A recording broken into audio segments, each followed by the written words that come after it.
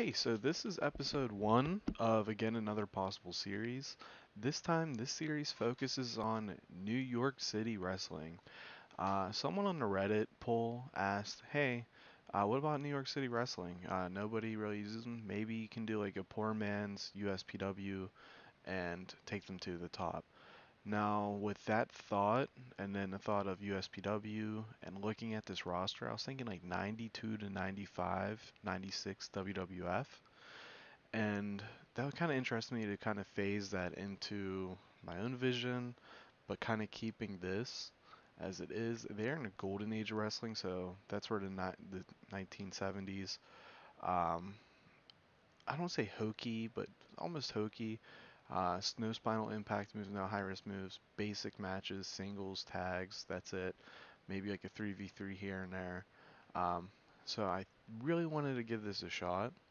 Now, in regards to the product, I do kind of want to stay true to that 92 to 95 WWF. I don't want to go to a classic entertainment, attitude entertainment, a stoner entertainment, a wrestling nerdvana product. I kind of want to stay within this frame of family friendly. So maybe that's where I can go if I want to change product types. Um, and there's a lot of different things that this is a little more challenging than a Coastal Zone or a Pittsburgh Steel or even an MAW, and then of obviously the big three in the US, and then CWW save would be interesting. Their roster is very good. ACPW, kind of similar to the series I won over yesterday, but they're just little couple steps ahead of the game. So with this, I think there's a different dynamic, and the roster isn't that great. There is some people, and specifically tag teams, that really stick out. White Horse Walker, and where is Howlin' Mad Mort? You have Hawkeye Calhoun and Freedom Eagle. You have the LA Stars. You have the Casey brothers. You have a pretty good tag division that is growing and has potential to stick out. I mean, Howlin' Mad Mort, very good menace, pretty good star quality. And then you have other potential in Mio, who I talked into getting better shape, so their star quality is going to go up. Excited to see that. You have Mass Stranger. Out of the 26 people, I'd say there's about 12 to 14 very interesting prospects. And obviously, Tennessee William is the king of that. Now, once we get on to March and Wrestle World comes out, I don't expect him to last within the company for a year, so kind of milk him while I have him is going to be the goal. But nonetheless, let's kind of show the first episode and see how we learn these characters and how we book these characters and how we develop that 92 to 95 WWF. Um, and I'll go over at the end of what I'm actually going to ask of you guys. So let's get to it and then we'll go from there. So, match one started off with tag team wrestling, which I love. LA Stars versus the boys from Yukon. We had the boys from Yukon defeating the LA Stars as they are the tag champions, so they defeat the LA Stars. No wonky finish, just we're a better team. And this is going to be a bread and butter style matchup for as long as the series goes. So excited to see that and what happens next. Following that, we have Ray Snow versus Jeff Bourne. Now, the thing with these two, Charisma Vacuum's solid hands, I guess, if you look at their rating and what they got. They're going to be people who lose to maybe like a Supermassive Destroyer or people going up the card.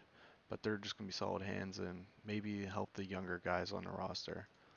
Following that, speaking of the devil, we have Supermassive Destroyer destroying, confronts Steve Flash, who I'm not playing as Steve Flash, I'm playing as the announcer just as a means because if Steve Flash gets signed away, makes sense, he's an asset. So we have Supermassive Destroyer who's kind of unhinged, go up to Steve Flash and really kind of intimidate him as a means to that bully character and to start getting that across. Um, so there's a couple more things with that I'll show, and then I'm gonna remember Dreadnought to show you guys something interesting with that. Now, Saldomio defeated Animal Harker. The point of this match was to get Saldomio a win to kind of start building up that momentum, and I'm gonna push him up the card. I think pretty strong. He might even end up being the next champion, cause big Sopranos fan, and I see a lot of potential in that Mafia Godfather style machine of a family and him being the top guy. Following that, we had the Italian Americans versus Brooklyn's finest. Ooh, that's no good. So Luca Sacramone tore his Achilles, so he's probably gonna be out for a while. Their performances weren't really that good, but from Hawkeye Calhoun and Freedom Eagle, really good performances. I don't see them lasting as a team, but more as like acquaintances who will team up. Funnily enough, the Italian Americans rolled bad chem, so watch for one of. Well, now that Luca's out, probably gonna put in. I think not Vito. I would have to look at the roster. Um, Vito, Luca, Sodomia. There's a fourth in there that I just can't think of, and he's gonna end up being the tag partner, or maybe we bring somebody in. Following that, we had Sodomia putting out a hit, quote unquote, kind of playing up to that Mafia style, of course, on Freedom Eagle and Hawkeye Calhoun, and we'll see how that feud develops further throughout the next show and thereafter. Now, we do have Riley McManus defeating Andrew Harper. Riley McManus is probably going to be the focal points as long as we have him. I'm not as worried about him being signed away as I would be Tennessee William, but I think he's going to be someone who, I mean, 1970s wrestler, um, and then my 92 to 95 comparison, he's going to be a guy at the top of the card. So I'm interested to see how we continue with him. This case, we actually had Andrew Harper winning, and that makes sense once you see the main event, and we'll go over that next. So here we had Tennessee William. He is disgusted by New York. He's the king of the South, so we're playing up to the Southern in New York, thinking like Jerry Lawler, going up to New York and yeah, crapping all over it. And then two, one prospect, Denny King, and then probably one of the workers. If you're new to TEW, you should probably look out the sign. Matt Stranger, absolute stud. I know Denny King outperformed Matt Stranger here, but Matt Stranger about 9 times out of 10 turns into an absolute beast in regards to his in-ring quality. You will notice if I look at third sheet for every match, they're not allowed to use high risk moves or spinal impact moves. So I think as we go deeper in the series, and if I change the product, and as I'm Booker, if the owner allows me, we can remove that to kind of release that access. Again, from the 92 to 95 to 96, 97 into the Attitude Era. I don't know if we go full Attitude Era, but yeah, maybe. So let me know what you guys think on that. And in our main event, we had Brutus Milano defeat Tennessee William to make the second title defense of his Empire title. Now, pretty disappointing from Bruce Milano as the champion. Tennessee Williams is going to be a stud. I thought about putting the title back on, but Brutus just winning the title in November felt too soon. So we'll see what happens with that. And then overall, we got a 44 rating. The only person here that really deserves a shout out is Tennessee William. And that's that first event. Now, in regards to with this series, like I said, I want to kind of make it different in regards if I'm going to be in the US Indies, I don't want to just sign up everybody. I'm thinking of adding some hiring rules, but I'm also interested to see what kind of challenges you guys have for me and to kind of keep it free flowing and fun. For example, for New York City Wrestling, the base data has it they can't sign anybody over or under middleweight. So I plan on continuing that where nobody will be able to be signed that is under middleweight um, size, just as a means to have it a little bit different. Um, so I'm kind of curious to see how that goes. We actually have Crockett Tubbs leaving New York City Wrestling. Um, Funnily enough, that happens, but it happens, and he's just one of those good hands to help train his new guys.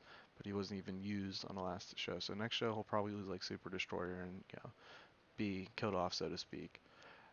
So first event down, we lost 2,000 from booking the show into our sponsorship.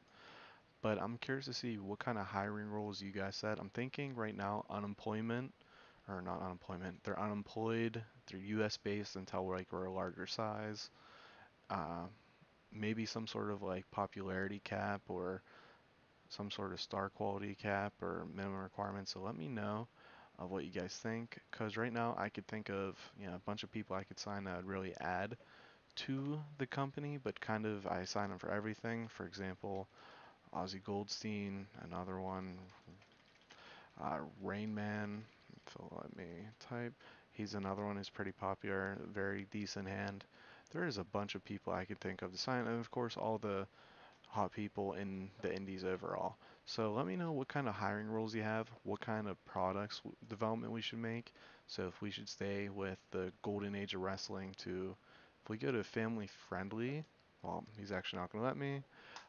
But if we do eventually get to change the style, then maybe what kind of style would you want to see? I can always go in the database editor and edit that in game. But I'm kind of curious to see how we should shape this roster to be different to everywhere else. I kind of want to have characters that, again, not the gimmicks of everybody has a job, but maybe we kind of do that. We have a mafia boss, we have baseball players, um, we have port workers, we have Tennessee William, who I guess let's say is an Elvis impersonator. We have a different couple examples of people, so is that something we should lean into, move away from? Kind of curious to see what you guys would want. But I'm trying to make this different for myself to challenge myself effectively. So let me know what you guys think and thinking, and then thank you for watching. Have a good one.